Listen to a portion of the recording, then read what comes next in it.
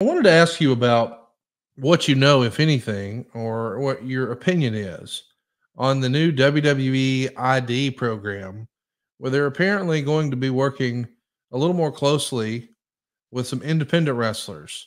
I don't know that all the details are out there right now, but it feels like we've seen companies try things like this before. I know TNA once upon a time had a booking office to, get third party bookings through the office and things like that. I don't know how far this is going to go and what the long term plan is, but I'm curious what you thought of the announcement and what you think this may mean for the independent business. I read the announcement and I almost, and I don't want to, I'll respond knowing that I know so limited. Um, I don't really know what it's about other than they announced how many schools they announced. 5 Bookers, Northeast, Seth QT Rollins, Marshall. Cody's. Yeah. So, I mean, a limited amount of schools, but at the end of the day, I think it's healthy for the industry in that it is shining a light on, if you wanted to relate it to the music business, it's the bar business. It's where, it's where artists really create. I mean, you look at, I could list a number of folks in the music business that got their start. There's a huge Texas scene, there's a Nashville scene, there's a LA scene, just whether any genre, but it's really the it's really the fertile soul that a talent begins to create his own persona, because the schools, you can only do so much, and that's almost like literally going to a college or whatever it is. You learn to hit the notes, you learn to strum, you learn to have a little bit of rhythm, you understand just the basics, but you got to get out there and hone your craft. So the more that WWE can rattle the cages of the independent scene, well, there's, I think, whatever I said, 5, 6, 7 schools that are being recognized.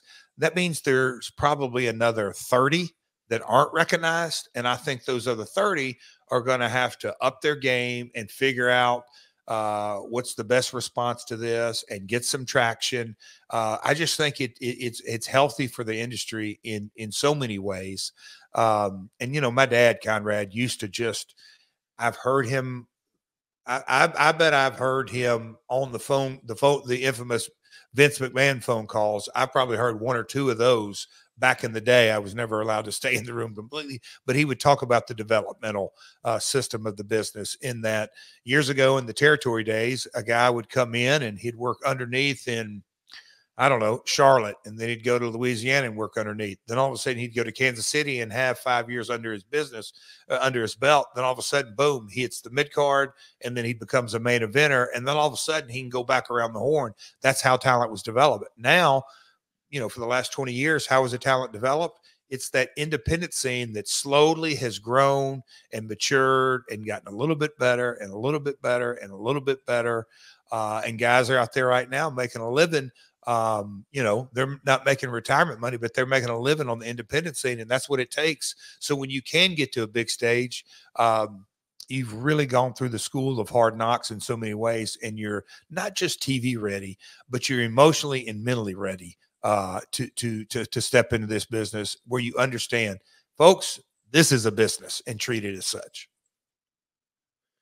Jeff, I'm not sure that I know all the details about this, but my understanding is that WWE is going to be signing individual independent wrestlers to one of these WWE ID contracts. And the way I've been led to believe it works, and again, I haven't read all the details, I don't have all the insight, but I believe it is effectively going to work almost like an option that, hey, if you're approached by another major company, say an AEW, and they give you an offer, you have to come bring it to us first. And then we can elect to move you up to one of the main rosters or on to NXT or what have you, or you can go take the AEW deal.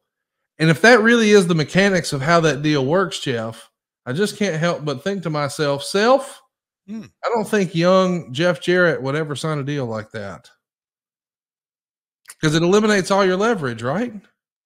Well, it is going through the school of hard knocks. You're saying that with the expectation that a young talent would be savvy enough to say, you know what, that eliminates my options.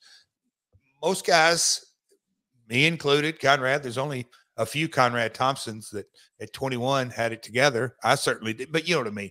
It is going to be, I think, a set of circumstances. A few guys are going to sign that and go, oh boy, what did I do? I have just set I've set, you know, I've not only kind of set my options, I've set my price. Yes. And that, I think, is something that you're going to have to kind of navigate through. So there's upside and downside. You know, Conrad, it's, man, you hadn't called up because it's right, the birthday weekend since all that came out. So, hey, man, we're talking about a lot of crazy things that are happening in WWE right now. And the whole idea that a talent might potentially be given the opportunity to sign one of these deals, does it ruin their leverage? And you were saying, hey, are they even thinking that yet at that age and that stage of their career? And what was the rest of that thought there, Jeff? Well, I mean, again, I guess being around the entertainment business and you know, trying to look at it through, and I think it's helped me through the years, look at it through a bunch of different lenses. But, you know, Conrad, if you're on The Voice, or especially back when American Idol was red hot, there's a lot of artists that had been out beating the pavement and trying to really get a break, and then they sign up for American Idol, go through the auditions. If you get into that certain, you know, deal, they kind of lean into and make you sign a deal. We're going to put you on TV, but then we've got you for two, you know, I don't know all the ins and outs. I think they got you for 2 years and different, all that. So it's all about leverage. You know, you hear different artists, Toby, God rest his soul, you know, he signed a deal and bought his music back. There's all different ways. At the end of the day, here's where I'm going with Conrad. Sometimes you got to do what you got to do, but the cream always rises to the top. My encouragement to any independent wrestler out there is build your value and then understand your value, and then you create your own leverage. There's no substitute for hard work and getting over. But I do like the fact that the independent scene is getting a light shined on it. I do too. It's going to be interesting to see how this works out long term. I do think there's going to be great examples on either side.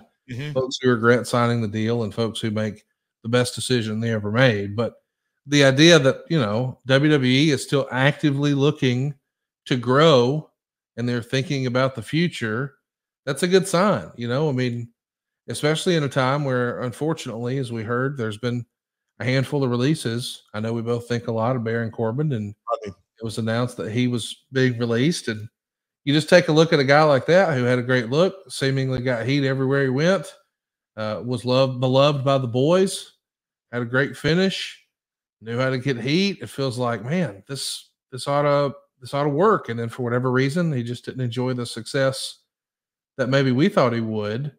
If you were him, you know, what would you, because you've been in spots like this before where you find yourself on the outside looking in, and then you've got to pick yourself up by the bootstraps and say, what's next? So what would your advice to a guy like Baron Corbin be? Oh boy.